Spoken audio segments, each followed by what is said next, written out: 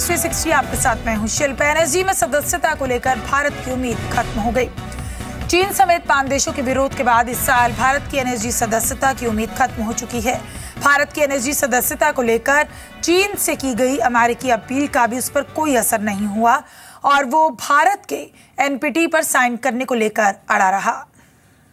दक्षिण कोरिया की राजधानी सियोल में एनएसजी सदस्य देशों की बैठक खत्म होने के साथ ही भारत की दावेदारी का अभियान भी खत्म हो गया। चीन समेत 7 सदस्य देशों ने भारत की दावेदारी का विरोध किया। चीन ने साफ कर दिया था कि बगैर परमाणु अप्रसार संधि यानी एनपीटी पर साइन किए बिना कोई भी देश एनएसजी का सदस्य नहीं बन सकता।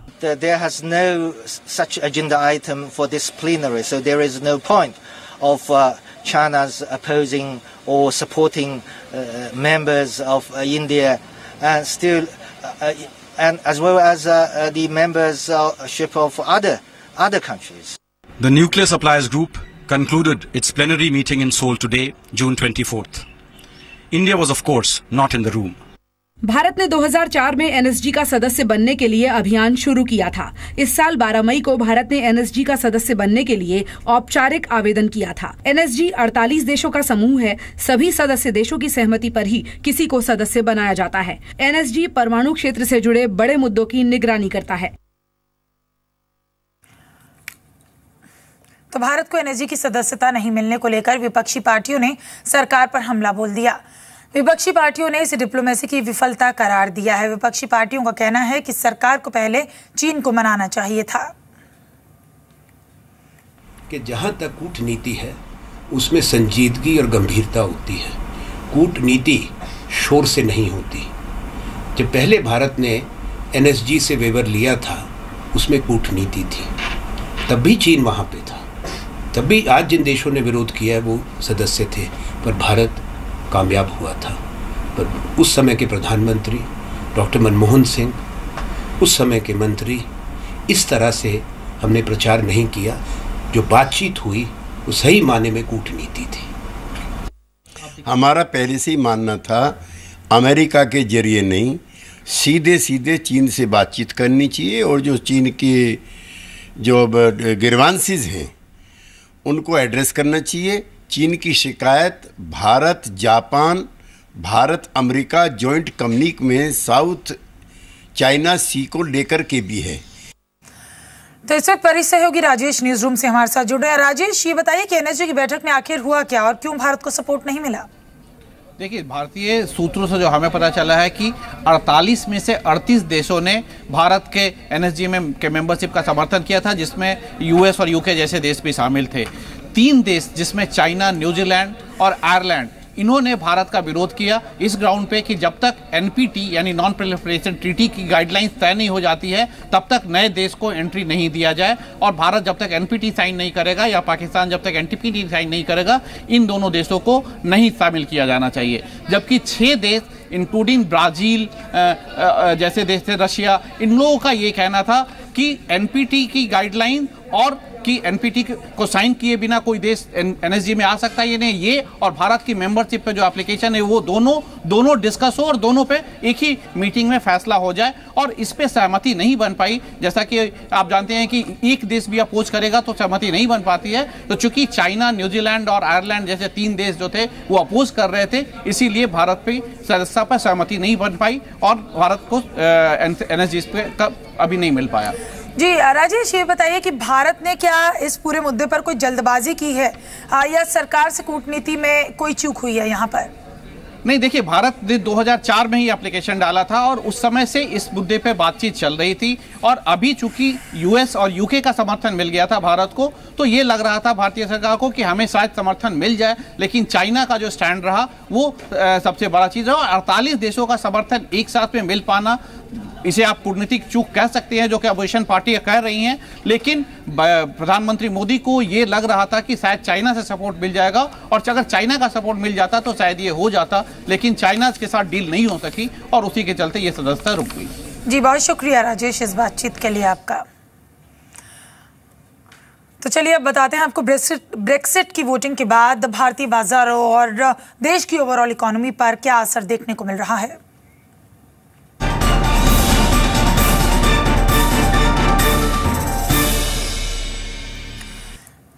ब्रिटेन यूरोपियन यूनियन से बाहर हो गया है। ब्रेक्सिट के लिए हुए जनमत संग्रह में 52% लोगों ने यूरोपियन यूनियन से बाहर होने पर वोट दिया, जबकि 48% ने यूरोपियन यूनियन में बने रहने के लिए वोट किया। नतीजों के बाद ब्रिटेन के प्रधानमंत्री ने इस्तीफा दे दिया है।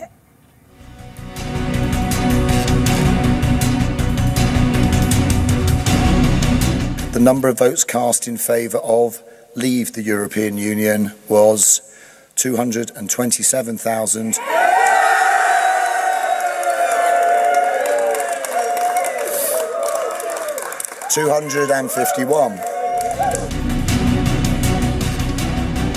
जी हां, आखिरकार वही हुआ जिस बात का डर आधे ब्रिटेन सहित पूरी दुनिया को था। ब्रिटेन में हुए जनमत संग्रह में लोगों ने यूरोपियन यूनियन से खुद को अलग करने का फैसला लिया है, जिसके बाद ब्रिटिश पीएम डेविड कैमरन ने इस्तीफा दे दिया। कैमरन हालांकि नए पीएम के पद संभालने तक अक्टूबर तक इस पद पर बने रहेंगे। कांटे के इस मुकाबले में वो लोग थोड़ा पीछे रह गए जो ब्रिटेन के यूरोपियन यूनियन के साथ रहने के पक्ष में थे।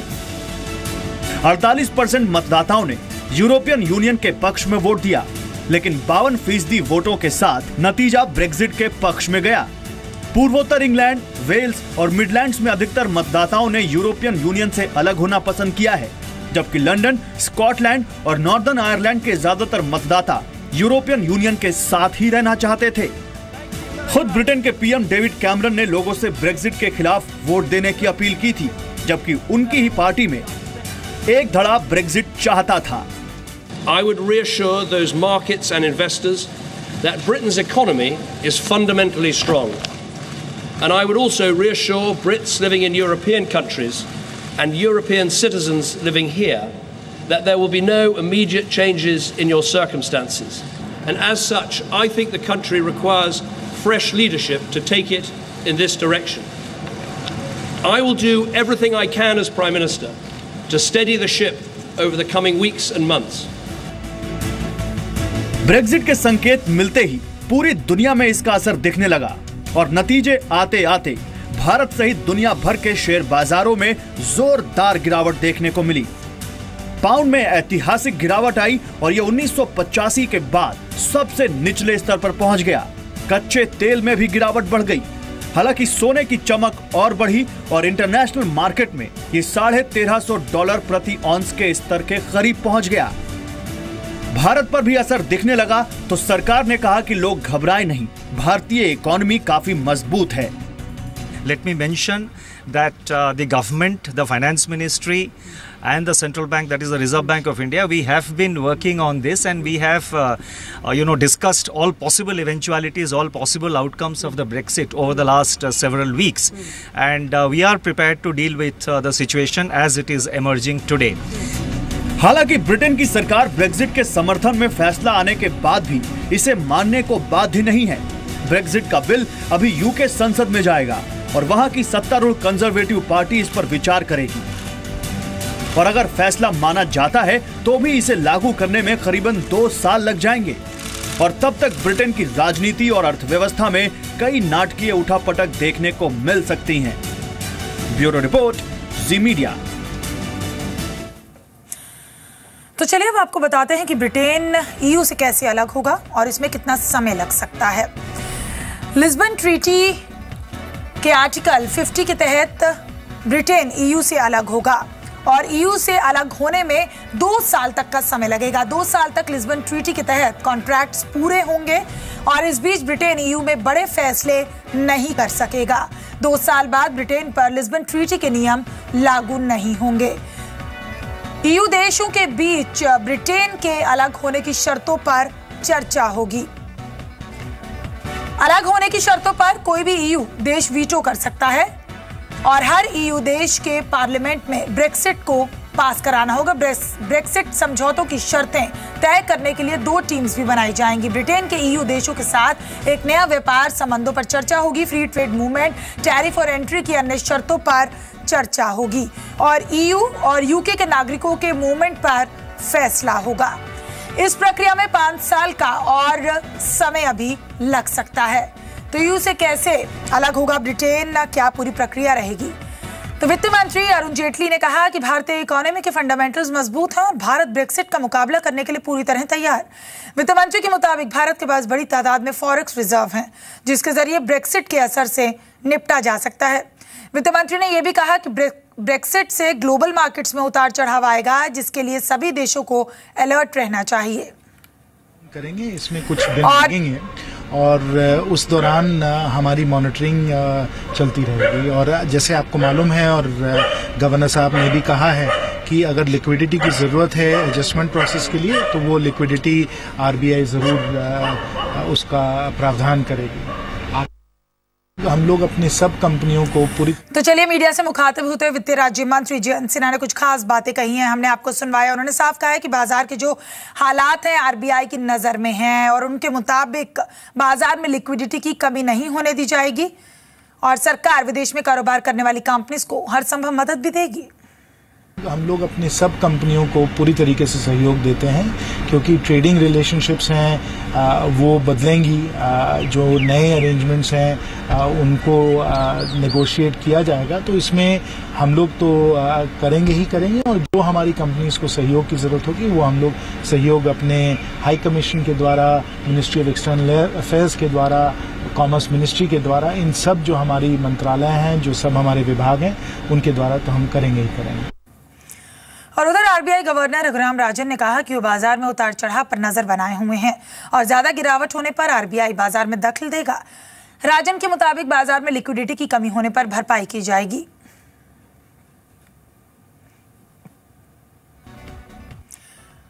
Obviously, there will be some volatility as a result of this decision in the United Kingdom, but we are looking at the markets and ready to intervene if we see that they become disorderly. But we are not going to prevent any market adjustment, but we are ready with ammunition if necessary.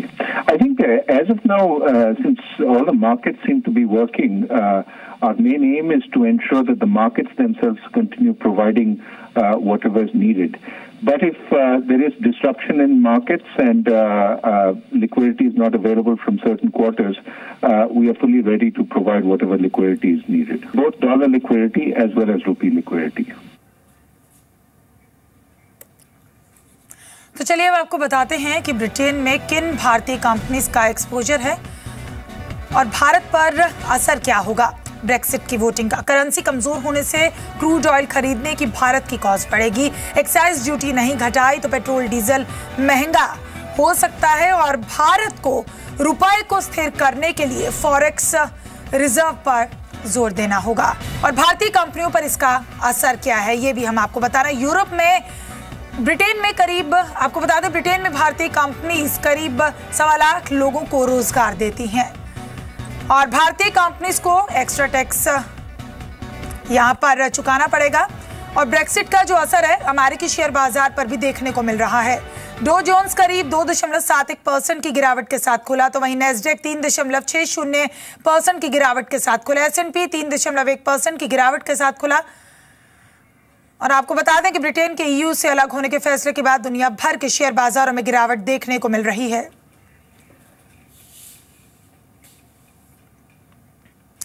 तो हम आपको एक बार फिर बता रहे हैं कि Britain के EU से अलग होने के फैसले के बाद दुनिया भर के शेयर बाजारों में गिरावट देखने को मिली। आज S&P 3.1% की गिरावट के साथ खुला और नेस्डेक जो है 3.60% की गिरावट के साथ खुला। डॉ जोन्स करीब 2.71% की गिरावट के साथ खुला। ब्रेक्सिट का असर अमेरिकी शेयर बाजार पर भी देखने को मिल रहा है।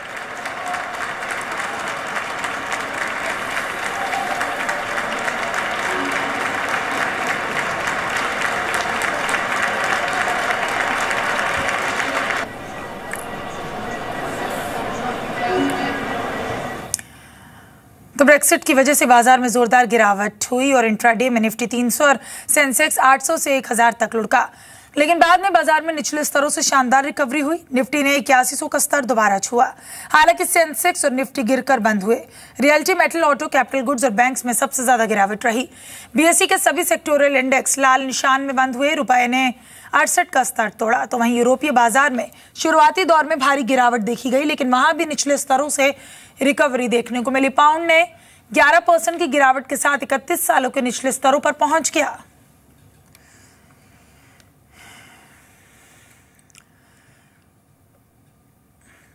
ब्रिटेन के यूरोपियन यूनियन से बाहर होने के बाद सोने चांदी की कीमतों में भी जबरदस्त तेजी आई। इंट्राडे में एमसीएक्स पर एक झटके में ही भाव 1900 रुपए प्रति 10 ग्राम तक बढ़ गया।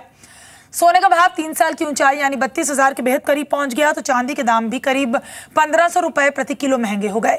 विदेशी बाजार में सोना करीब $70 बढ़कर $1340 प्रति औंस के स्तर को तोड़ दिया।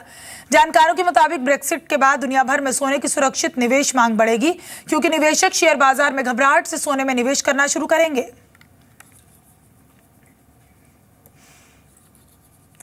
रुपया 71 पैसे कमजोर होकर 67.96 पर बंद हुआ और 29 फरवरी के बाद रुपए में सबसे बड़ी गिरावट है। रुपया सुबह डॉलर के मुकाबले 67 रुपए 91 पैसे पर खुला, लेकिन जैसे ही ब्रेक्सिट के नतीजे सामने आए रुपया 68.21 के स्तर पर पहुंच गया।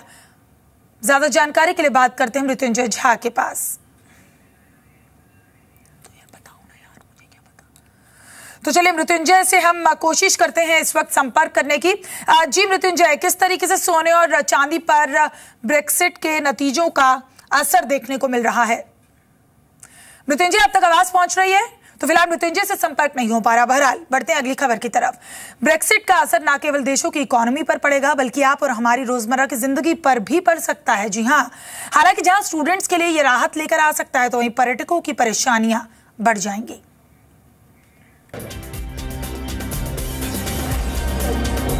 ब्रेक्सिट का असर, छात्रों के लिए राहत, पर्यटकों की बढ़ेगी परेशानी। ब्रेक्सिट का यह फैसला कुछ लोगों के लिए राहत लेकर आया है, तो कुछ के लिए यह परेशानी भरा साबित हो सकता है। पाउंड में हुई गिरावट छात्रों के लिए खुशखबरी बन सकती है, क्योंकि हायर स्टडीज के लिए हॉट डेस्टिनेशन बन चुके ब्रिटेन में पढ़ाई करना सस्ता हो सकता है। लेकिन वहीं अगर आप ब्रिटेन में घूमने का मन बना रहे हैं, तो ये आपको कुछ परेशानी में डाल सकती है, क्योंकि पाउंड में गिरावट के चलते टूर ऑपरेटर्स आपसे सरचार्ज वसूल सकते हैं। वहीं EHIC यानी यूरोपियन हेल्थ इंश्योरेंस कार्ड की सुविधा यूके में आपको मिलेगी या नहीं, ये अभी तय नहीं है। वहीं यूरोपियन यूनियन ने पर्यटकों के लिए मोबाइल रेट कम किए थे, जो ब्रेक्सिट के बाद यूके में होंगे या नहीं, ये कहना मुश्किल है। वहीं सस्ते फ्लाइट टिकट और फ्लाइट में देरी होने की सूरत में नुकसान की भरपाई कितनी होगी, ये भी कहना मुश्किल है। यानी ब्रेक्सिट के इस फैसले ने आम लोगों की जिंदगी पर भी खासा असर डाला है। ब्यूरो रिपोर्ट, जी मीडिया। बीजेपी सांसद सुब्रमण्यम स्वामी ने वित्त मंत्री अरुण जेटली पर हमला तेज कर दिया। आज सुब्रमण्यम स्वामी ने ट्वीट करके कहा कि मुझे बिना मांगे अनुशासन में रहने की सलाह देने वालों को यह अंदाजा नहीं है कि अगर मैंने अनुशासन तोड़ दिया तो खून खराबा हो जाएगा। स्वामी का ट्वीट जेटली के उस बयान का जवाब माना जा रहा है जिसमें जेटली ने बिना नाम लिए स्वामी को अनुशासन में रहने की नसीहत दी थी। जेटली और स्वामी के बीच विवाद मोदी सरकार के मुख्य आर्थिक सलाहकार अरविंद सुब्रमण्यम के मुद्दे पर शुरू हुआ। 21 जून को सुब्रमण्यम स्वामी ने अरविंद सुब्रमण्यम के खिलाफ ट्वीट किया। स्वामी ने जीएसटी बिल पर कांग्रेस के रुख के पीछे भी अरविंद सुब्रमण्यम का हाथ बताया। सुब्रमण्यम स्वामी ने अरविंद सुब्रमण्यम पर कई और आरोप लगाए। उन्हें हटाने की मांग की जवाब में जेटली ने ट्वीट किया, वित्त मंत्रालय के एक अनुशासित सिविल सर्वेंट पर गलत और झूठा हमला है। आइए आपको दिखाते हैं स्वामी और वित्त मंत्री के बीच क्या बयानबाजी चल रही है। Well, the government has full confidence in the Chief Economic Advisor, Mr. Arvind Subramaniam, and the party, of course, has said that they don't share Dr. Swami's view. Discipline of Indian politicians, to what extent should we attack those, the discipline and constraints of whose offices prevent them from responding? And this has happened more than once. जो सवाल था मैंने उठाया कि इन्होंने जो किया, उन्होंने जो बयान दिया वो अमेरिका को यूएस कांग्रेस को कहा था कि हिंदुस्तान की कमर तोड़ना चाहिए, तभी व्यापार में हमें, और ख़ास तौर पर वो ड्रग का, वो फाइजर कंपनी का रिसर्च इंस्टीट्यूट में काम करते थे तो उनकी वकालत कर रहा था। अब सरकार ये सब जानते हुए उसको बनाया तो फिर मैं क्या कर सकता हूँ। अब जेटली क्या बोलें नहीं बोलें इससे मुझे क्या लेना देना नहीं है। मुझे पार्टी के अध्यक्ष से मैं बात कर सकता हूँ, प्रधानमंत्री से बात कर सकता हूँ। उद्योग संगठन फिक्की ने इंडिया रिस्क सर्वे 2016 जारी किया है। इस सर्वे में इकोनॉमी को नुकसान पहुंचाने वाले 12 फैक्टर्स को शामिल किया गया। इस सर्वे के मुताबिक हड़ताल, बंद और असंतोष इंडस्ट्री के लिए सबसे बड़े रिस्क फैक्टर हैं। लिस्ट में सूचना और साइबर सिक्योरिटी को दूसरे नंबर पर रखा गया, जबकि अपराध, आतंकवाद को तीसरे और चौथे नंबर पर रखा गया है। फिक्की का सालाना survey business leaders, policy makers, expert, professionals के विचारों पर आधारित है। ये सर्वे देश की सभी इंडस्ट्री और जोन्स को ख्याल में रखकर जारी किया गया। पिछले साल फिक्की के सर्वे में भ्रष्टाचार, रिश्वत और कॉरपोरेट फ्रॉड को पहले स्थान पर रखा गया था। तो चलिए आपको बताते हैं कि सर्वे के मुताबिक भारतीय इकोनॉमी को किससे खतरा है। तो इकोनॉमी को खतरा किन किन फैक्टर से है? हड़ताल, बंद और असंतोष, इनसे इकोनॉमी को सबसे बड़ा खतरा है। सूचना और साइबर सिक्योरिटी भी इसमें शामिल है। अपराध यानी कि बढ़ता क्राइम, टेररिज्म, आतंकवाद और घुसपैठ। तो इकोनॉमी को इन तमाम चीजों से यहाँ पर ये जो सर्वे हुआ है फिक्की की तरफ से उसमें खतरा बताया गया है। भ्रष्टाचार, रिश्वत, कॉरपोरेट फ्रॉड, राजनीतिक और गवर्नेंस की अस्थिरता, प्राकृतिक आपदा, आग का लग जाना, इंटेलेक्चुअल प्रॉपर्टी थेफ्ट और बिजनेस एस्पोनेज। तो फिलहाल न्यूज़ 360 में इतना ही। दीजिए इजाजत, नमस्कार।